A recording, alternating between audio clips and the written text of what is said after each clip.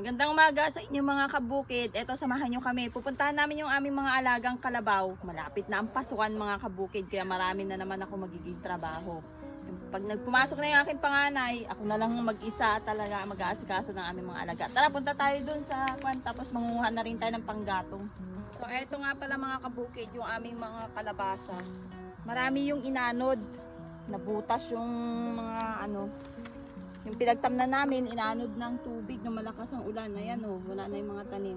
Tapos ang daming insekto o. Ayan, ang daming insekto. Yung aming kalabasa. Gumagapang na siya mga kabukid.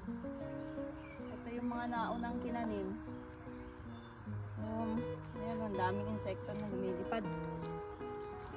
Tapos itong problema namin ngayon mga kabukid, yung damo na paragis na tinatawag.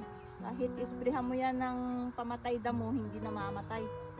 Sobrang kapal oh. Pero yung iba dito, hindi naman siya paragis. Ito, ganito ang paragis. O, ganyan ang kanyang bulaklak. Ay, yung bunga niya. Tapos ito mga kabukid, dito kami sa sagingan dito na saba na tanim dito sa bukid. May isang buwig na magulang. Ayun. Yan, mamaya titibain na lang. Pero mayroon ditong may hinog o, nahinugan na nga ng bunga.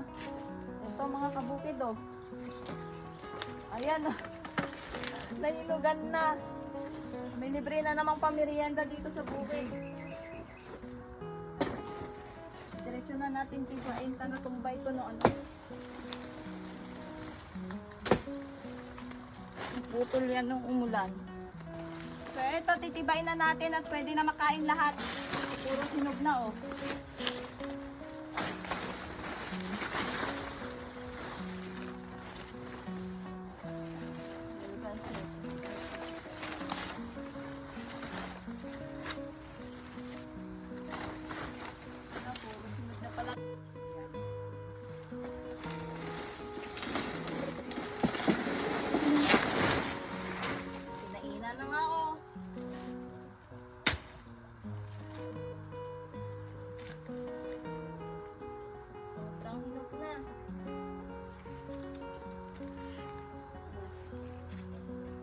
Libreng pamerienda.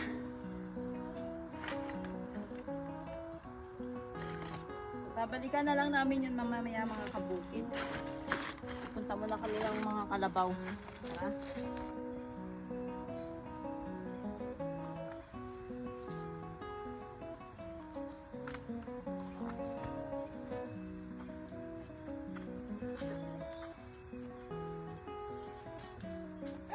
Ayan, abukado mga kabukid oh. Mga kinainan ng daga.